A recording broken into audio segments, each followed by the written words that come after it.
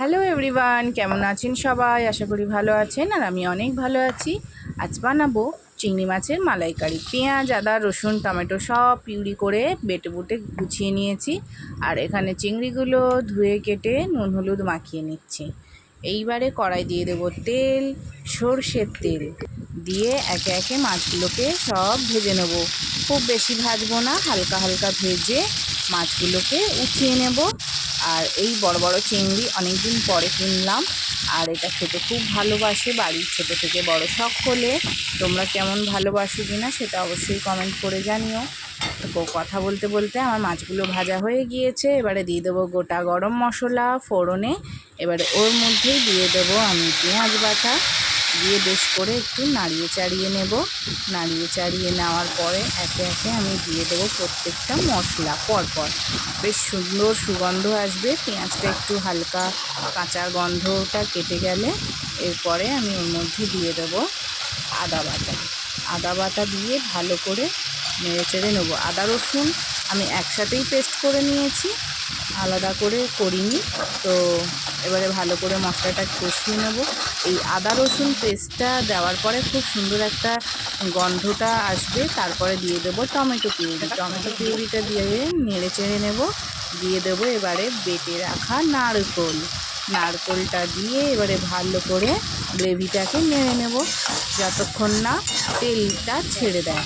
ভালো করে কষিয়ে নেব। যখন তেলটা ছেড়ে দিচ্ছে দিয়ে দেব হলুদ গুঁড়ো, ভালো করে দিয়ে দেব কাশ্মীরি লাল গুঁড়ো লঙ্কা দিয়ে ভালো করে নেড়ে চেড়ে নেবো। আর একটু স্বাদ মতন নুন দিয়ে দেবো। চলো দেখতে থাকো, আশা করি তোমাদের ভালো লাগবে। চিংড়ি মাছের মালাইকারি আমাদের বাঙালির সবাইয়ের একটা পছন্দের খাবার, যেটা কিনা খুব ভালো লাগে। এই পূর্ণিমা সময় বাজারে খুব আসে। তো আজকে আমি নিয়ে চলে এসেছি। দেখো তেলটা ছেড়ে দিয়েছে। এরপরে আমি এর মধ্যে দিয়ে দেবো গরম মশলা গুঁড়ো, দিয়ে ভালো করে নাড়াচাড়া করে নেব। তারপর নাড়াচাড়া করে ভালো করে মশলাটা কষিয়ে নিয়ে অল্প দিয়ে দেবো জলটা দিয়ে বেশ করে নেড়ে চেড়ে নেবো। গ্রেভিটা আমার হয়ে গেছে তৈরি, আর খুব সুন্দর গ্রেভিটা হয়ে গেছে, তেলটা ছেড়ে দিয়েছে দেখতেই পাচ্ছ। এবারে দিয়ে দেবো কাঁচা লঙ্কা না দিলে একটা সুন্দর গন্ধ আসে না। কাঁচা লঙ্কাটা যেহেতু আমরা ঝাল খেতে পছন্দ করি তাই দিলাম। তোমরা ঝাল যদি পছন্দ না করো তাহলে দিও না। আর তো দেখো পুরো ফাইনালি হয়ে গেছে রান্নাটা।